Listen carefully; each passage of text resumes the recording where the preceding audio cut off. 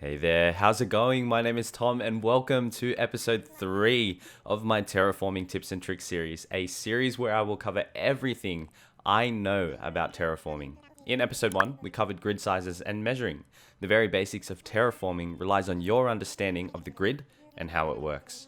In episode 2, we covered pretty much everything you needed to know about bridges, including the tricky diagonal bridge. Now, I just want to start off by saying how grateful I am for your support and interaction on my videos here on TAC Gaming. It's been awesome speaking to all of you and finding out through the comment section that I'm actually helping you. Like some of you already have, the sharing of my videos are helping so much. I'd be thrilled for you to subscribe to me if you think my content is worth your time.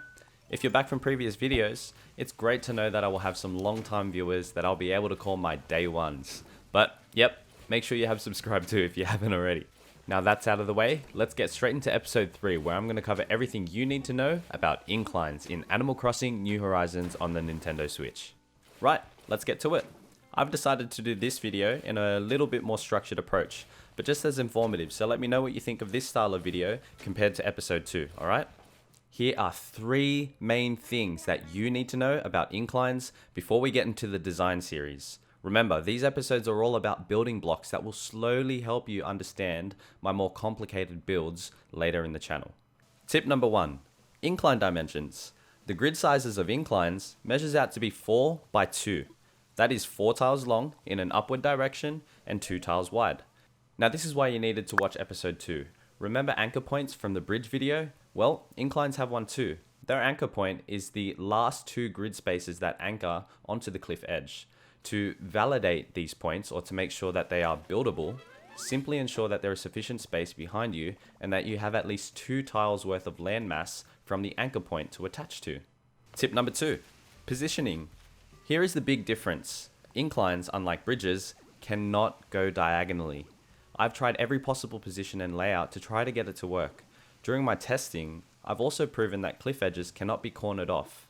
They will need to be straight for a successful anchor point to be deployed. Much like bridges, inclines will require an extra row of 2 tile spaces at the base of the incline. Cliffs, edges, water, and other structures or items will invalidate the building attempt. Now there are 2 positions that the incline can be built in, front facing or side facing. However, the upside to this is that they are far easier to validate anywhere along a cliff face in comparison to bridges. Man, you can even build an incline just on its own. So mix it up and get creative. Make sure that you optimize the positioning of the incline. And in order to think about that, consider the direction of the incline, the direction of the path to the incline, and the direction you want people to come off the incline. You may also want to consider the visual aesthetic of each style of incline and will depend on your theme.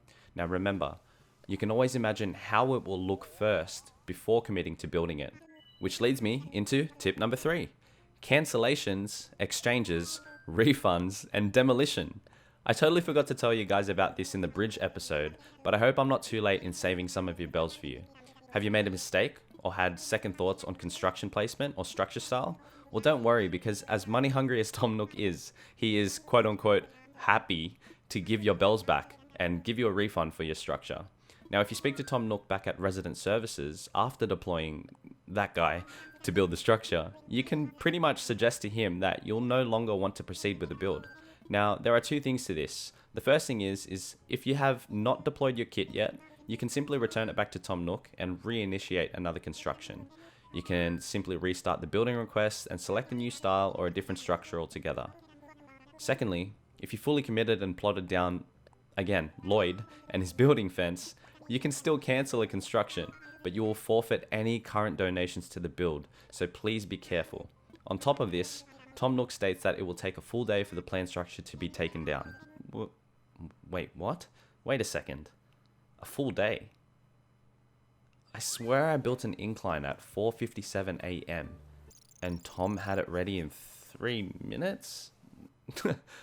Well then, as I explained in episode 2, inclines can also be demolished for 10,000 bells, but take a day to be removed as well.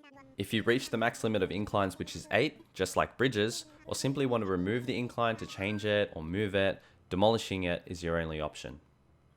And that's it, folks. That is everything I currently know about building inclines. I will leave you with some B-roll of my ones on my island of Toogie Town, and I also went the extra mile for you and decided to experiment with a different layout, a double incline. Here are a few ideas with some quick water features, flowers, and a hula statue I had on me in my inventory.